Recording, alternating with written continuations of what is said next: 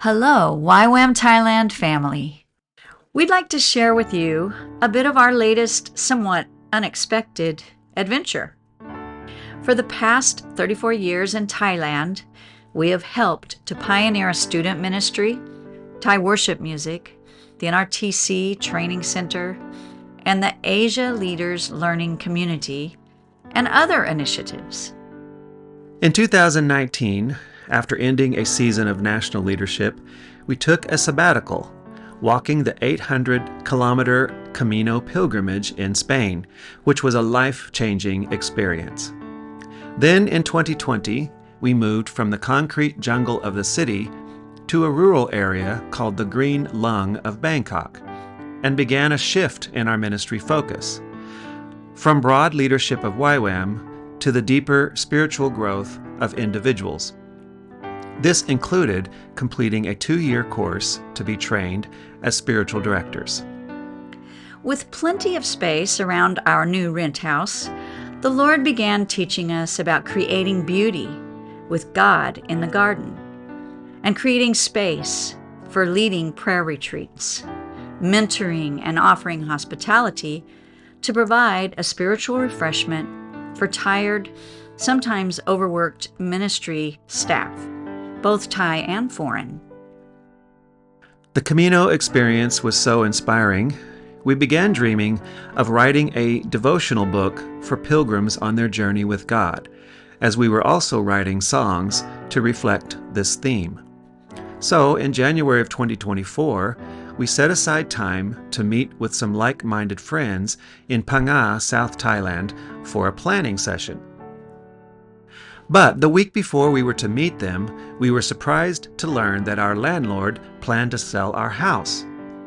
Somehow we had a feeling God was doing something unexpected in this shocking news, and so we were not stressed about it. When we met with our friends in Phang Nga a few days later, we learned that their ministry, Step Ahead Thailand, owns a house there which had just become vacant that same week. They said, "Why don't you take over our vacant learning center and turn it into a retreat house?"